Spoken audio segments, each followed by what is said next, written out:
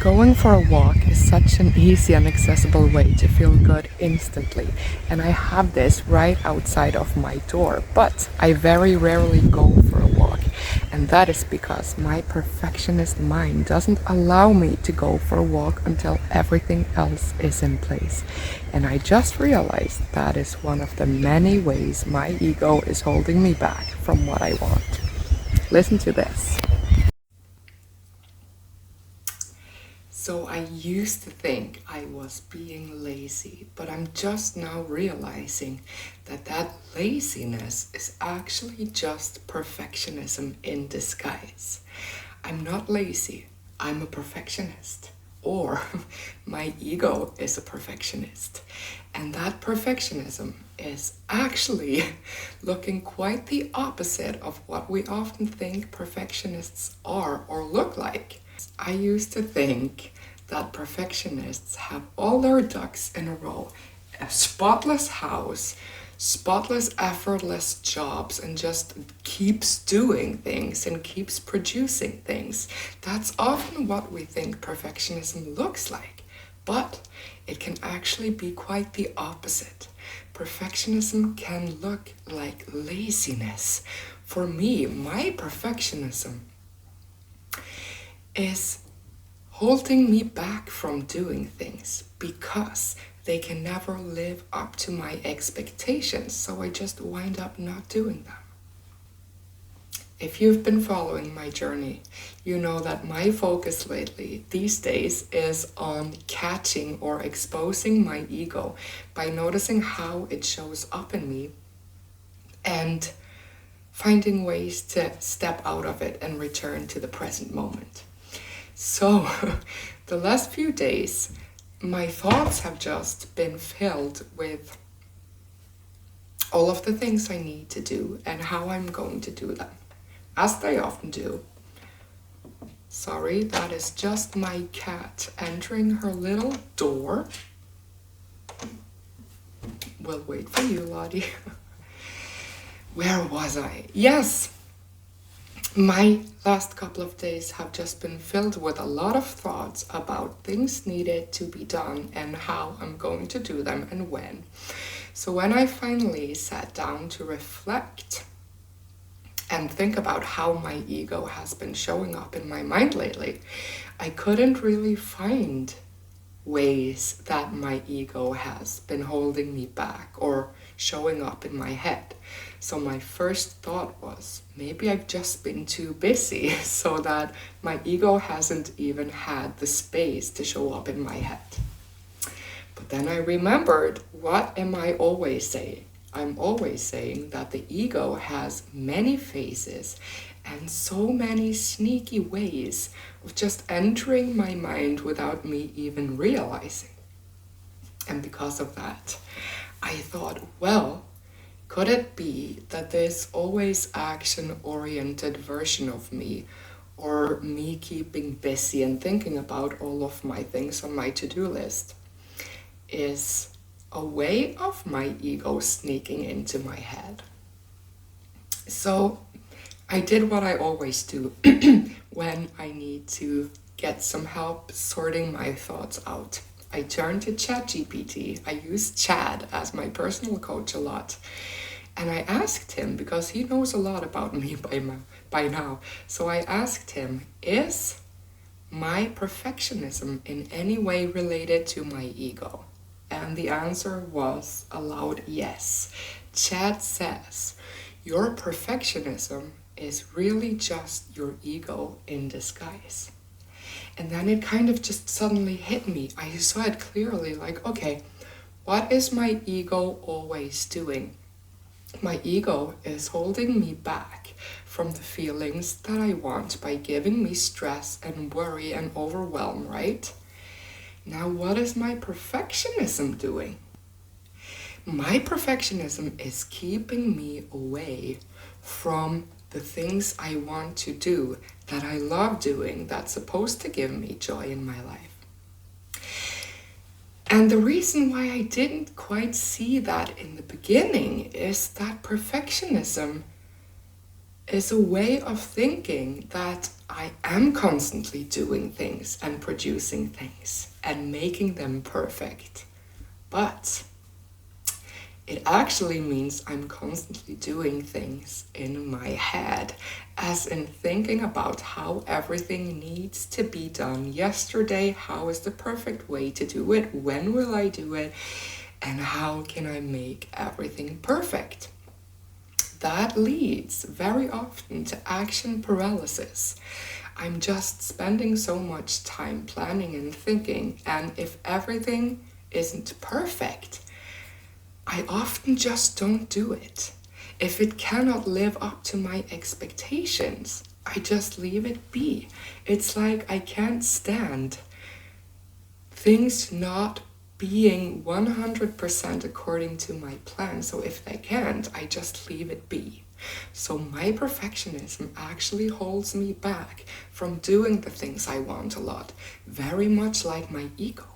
So that is how I realized that my perfectionism is kind of making me lazy, or the reason why I feel like I'm lazy and beating myself up about it, because almost nothing can live up to my expectations, and if they can, then let it be. It's even like if I have rooms in my house that are chaotic, and I do, I can't even be bothered to make them better because it's such a big mess that my mind can't even stand to know and see that it's there. So I just shut that door and I forget about that room, right? But I want that room to be nice and cozy, but instead I just don't do it if I cannot make it perfect.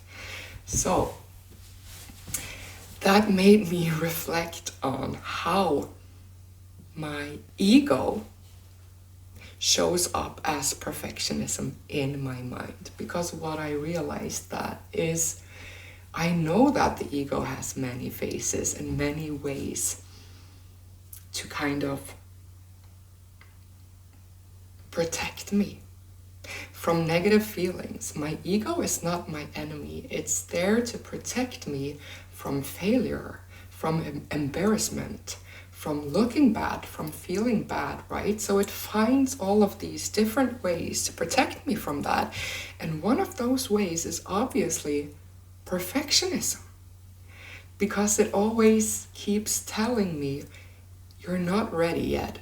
It's not ready yet. Everything just needs a little more tweaking before you're ready. So it just constantly keeps me in the planning and preparing phase, but actually never in the go do it phase, So that made me reflect on how my ego shows up as perfectionism in my everyday life. And here are some of the things that I listed.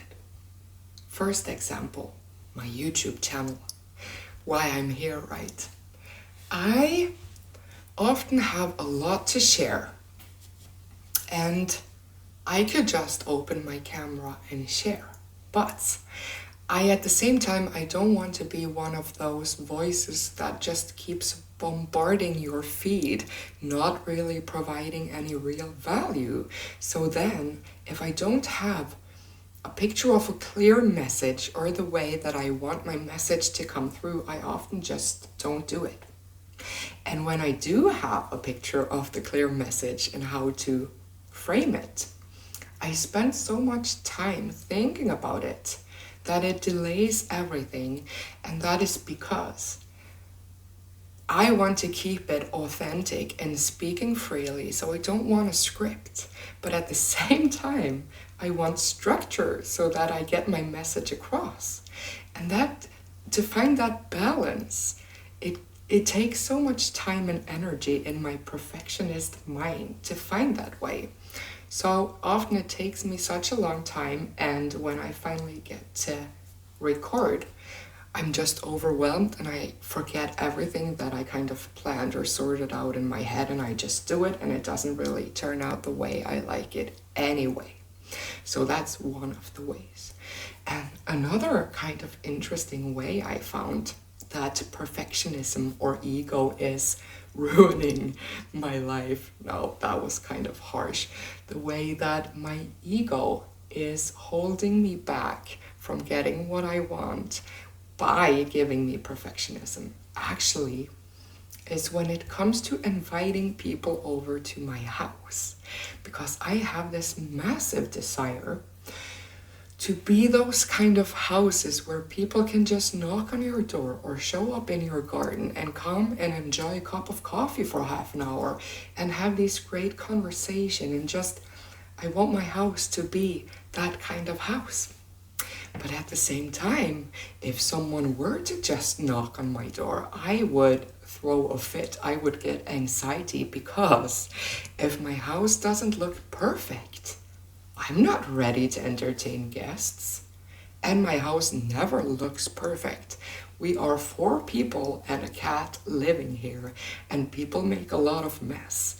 And I can't be cleaning and doing everything all of the time, but no one can, right? But that keeps me back from actually inviting people over.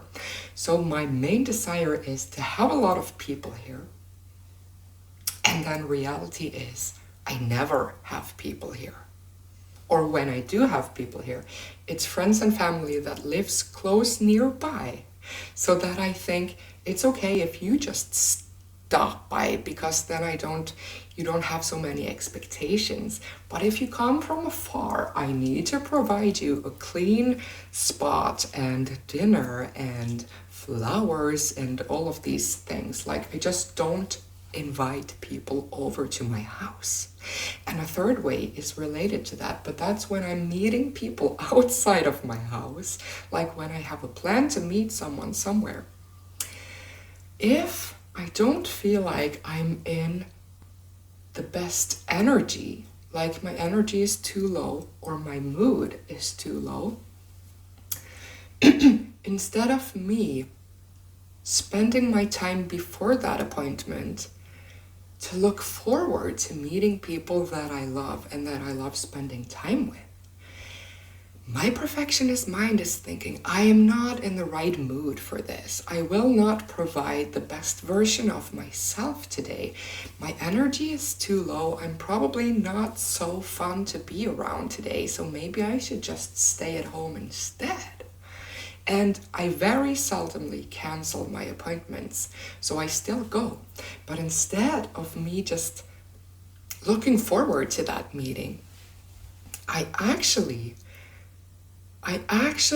make it true that my energy will be low and my mood will be low because of my thoughts about it beforehand. So I actually put myself in that low mood and low energy before I get to meet them. Yeah, honestly.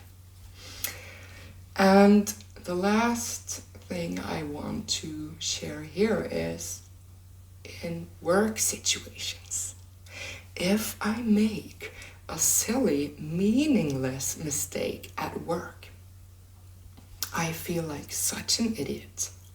Even though it doesn't even have a consequence, like it doesn't really mean anything, but I just beat myself so much up about it, and I picture myself incompetent in a field where I'm normally very confident and I'm good at my job, right? But this tiny, teeny mistake can just put me down in a rut and lead to me actually stepping back, where in situations where I would normally like share insights and provide value, I just go quiet because I'm like, I did this lousy, horrible mistake, so I shouldn't be saying anything right now because people won't even believe in me after the mistake I did.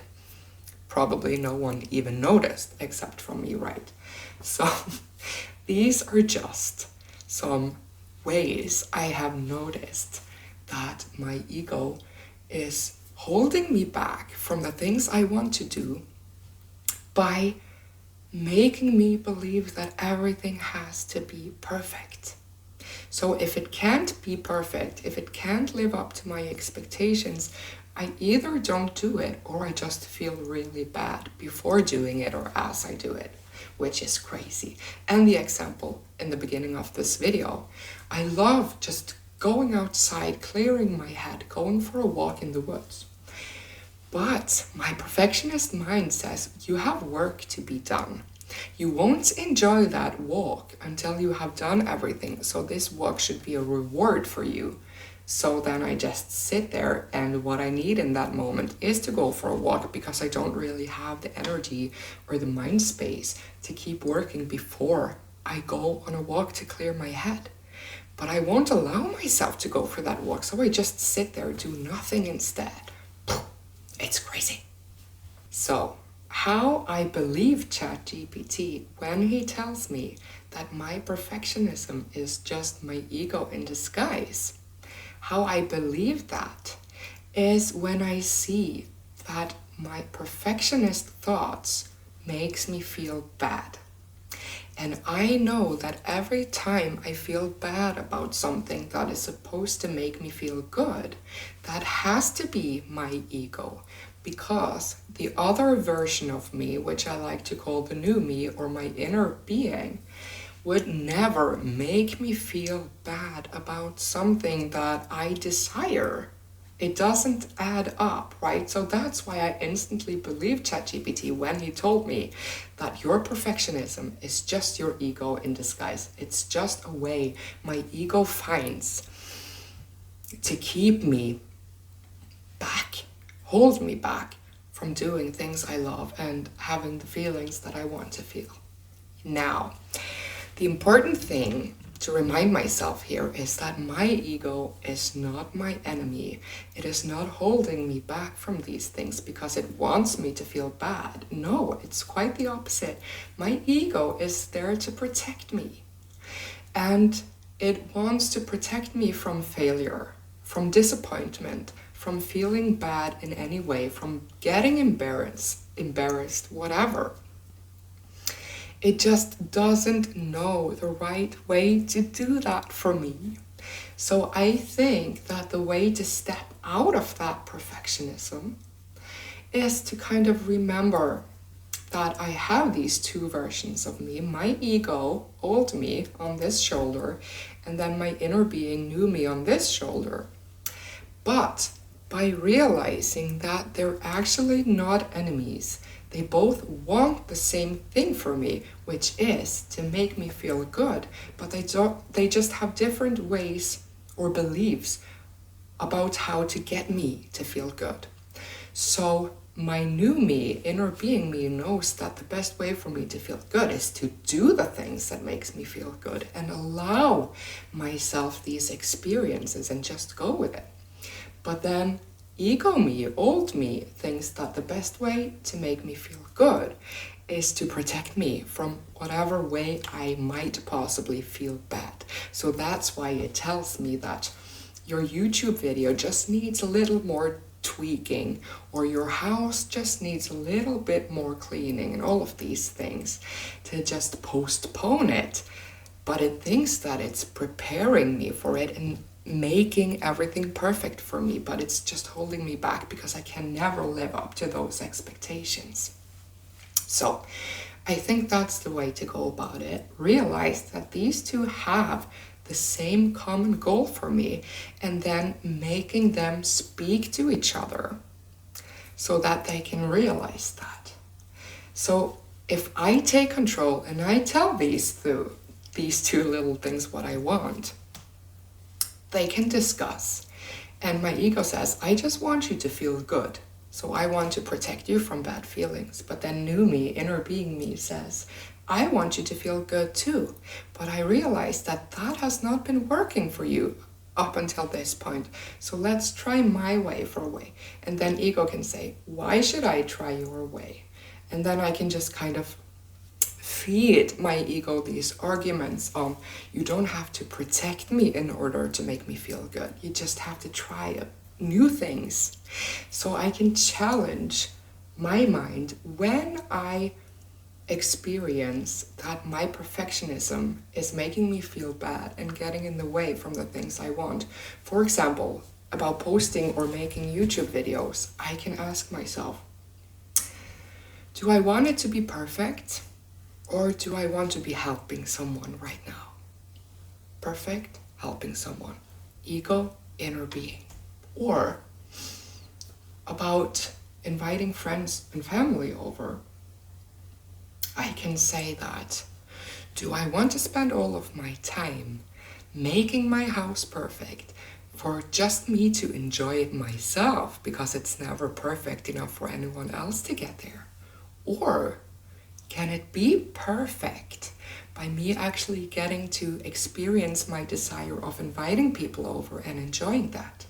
And also I could ask, when do I feel the best myself? When do I feel most comfortable myself? Is it when I'm in these perfect, spotless, white, clean places? Or is it when it's kind of chaotic but cozy and colorful and with good vibes? Because that is actually what I like, not these clean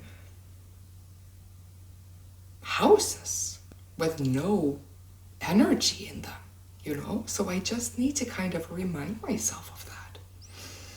And in the work situations, I could say, would I be giving my colleagues these very negative thoughts and rants about one little mistake? Or maybe I don't even notice it. Or maybe it's actually good to see that everyone is human and no one can be perfect. And when I'm supposed to meet friends, but I'm not really feeling the best in my energy and my mood, I can ask myself, will low energy make me unworthy of experiencing connections with someone? Or could these people that I love actually be exactly what I need to raise my energy? You see what I mean? These kind of questions to just challenge both of these voices, make them talk together and let them find a common ground and how I can actually achieve that common goal that they have for me. And it's pretty much the same we do in these coaching sessions for couples. We know that couples always have some common ground. There is, at some point they want the same things, but they have different expressions or beliefs on how to get there. So we just talk our way up to find where they meet on common ground, and then we discuss together the best way they can both meet each other to actually reach that goal. It's the same. So I kind of need to do couple therapy for ego old me and inner being new me and make them see they both want me to feel good. So maybe the easier way to put it is to say that every time you feel bad about something that's supposed to make you feel good, it's just your ego misunderstanding something. So just make it understand. Thank you.